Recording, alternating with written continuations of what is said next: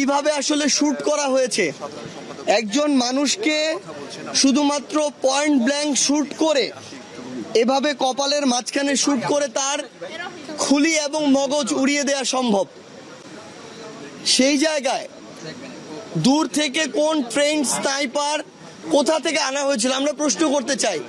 তাদেরকে কি দেশে আলাদাভাবে এভাবে হত্যাযজ্ঞ ঘটানোর জন্য ট্রেন করা হয়েছিল, নাকি দেশের বাইরে থেকে ভাড়াটে খুনি নিয়ে আসা হয়েছিল ক্ষমতা বাঁচানোর জন্য?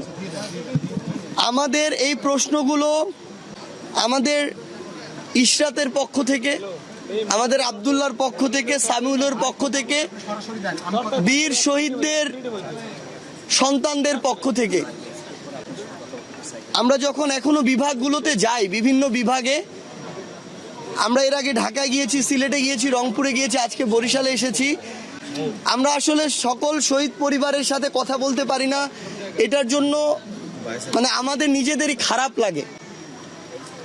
তো সেটা আমাদের, যদি আমরা যেখানে প্রথম যাব আর যেখানে শেষে যাব অনেক সময়ের পার্থক্য হবে। এই জন্য আমরা বিভাগীয় পর্যায়ে আপাতত যাচ্ছি, কিন্তু আমরা আমাদের সর্বোচ্চ চেষ্টা করব এই জীবনে একবারের জন্য হলেও যেন আমরা সকল শহীদ পরিবারের বাড়িতে আমরা যেতে পারি। এটা আমাদের নৈতিক দায়বদ্ধতা। তারা আমাদের জন্য জীবন দিয়েছে, এইটুকু তারা আমাদের কাছে একদম প্রত্যাশা করে এবং এইটুকু অবশ্যই হওয়া উচিত। আর আপনাদেরকে শুধু একটা জিনিস অনুরোধ করি, আপনারা যারা এখানে বরিশালে বিভিন্ন সংবাদ মিডিয়ার দায়িত্বে রয়েছেন, আপনারা বরিশালের যারা আমাদের শহীদ পরিবার রয়েছেন, আহত যোদ্ধারা রয়েছেন, দয়া করে আপনারা তাদের পরিবারে একদিনের জন্য হলেও গিয়ে তাদের গল্পগুলো শুনবেন। শুধু বাংলাদেশ নয়, পুরো পৃথিবীর মানুষ তাদের গল্প শোনার জন্য বসে আছে। একটা গল্প প্রকাশিত হয়েছে, আপনারা দেখেছেন, পুরো পৃথিবীর মানুষ কিভাবে মর্মাহত এবং সমব্যথী হয়েছে এই একটি গল্প। সকলের গল্পগুলো সামনে আসা প্রয়োজন। খুনি হাসিনা কি করেছে এই চিত্রগুলো সামনে আসা প্রয়োজন। গর্ভে 6 মাস, তখন আমাদের শহীদ ভাই, বীর শহীদ তাকে খুনি হাসিনার নির্দেশে খুন করা হয়েছে।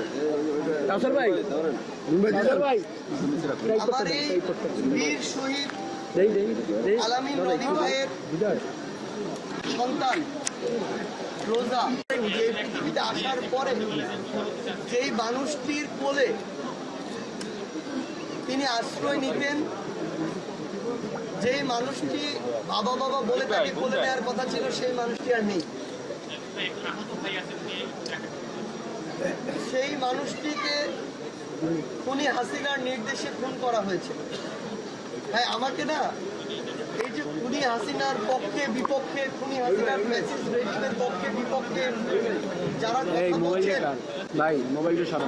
তাদের একটা উত্তর দিতে হবে যে আমার এই বোন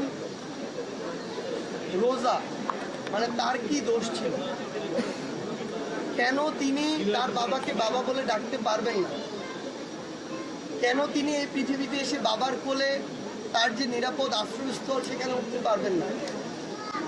এগুলোর উত্তর ছাড়া, এগুলোর মীমাংসা ছাড়া আসলে এই বাংলাদেশে আর যাই হোক ওই খুনিদেরকে আমরা প্রতিষ্ঠিত হতে আর দিব না।